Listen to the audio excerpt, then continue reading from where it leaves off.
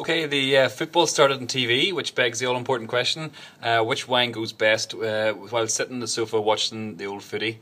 Whilst I can't change the fortunes of the team, I can certainly help by making sure you're picking the right wine. Because it's a wee bit too cold, white wine's probably out at the minute, unless you're a total hardcore white fan. So we're probably having a look at red wines, and I'm going to take you through two that work pretty badly and two that work well. So without further ado, first wine that doesn't particularly work well is this. So this is Bordeaux. The reason it doesn't work particularly well is it's quite high in tannins, and tannins, that dry astringent thing you get in wine, which goes really well with steak and cheese but doesn't go particularly well on its own, so try to avoid that if you can. Secondly, another red wine that doesn't go particularly well is this one here, Chianti, or for that instance most Italian wines.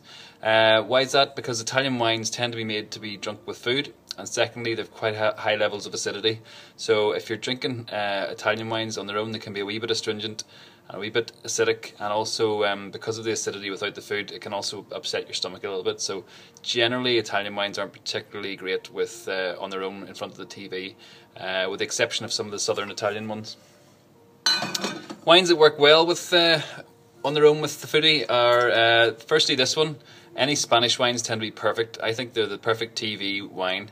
The reason for that is they're low tannin, they're low acidity. They're also fruity without being overly sweet and sticky, and they tend to be sort of medium bodied, so tend to go for one that's either unoaked, or if you're looking at the label, go for something that's Crianza. Nothing like a Reserva or a Grand Reserva that tend to be a little bit too heavy. So that's Spanish, they're perfect for drinking on their own. And the second one's this one here, a nice unoaked Cabernet. They tend to be, again, fruity without being too sweet and sticky, and not too jammy. This one's from the south of France, and it's unoaked. It's $9.99, and it goes really well with football or on its own in front of the TV. The last one, by the way, was $9.99. And again, low tannin, low acidity, perfect for the footy.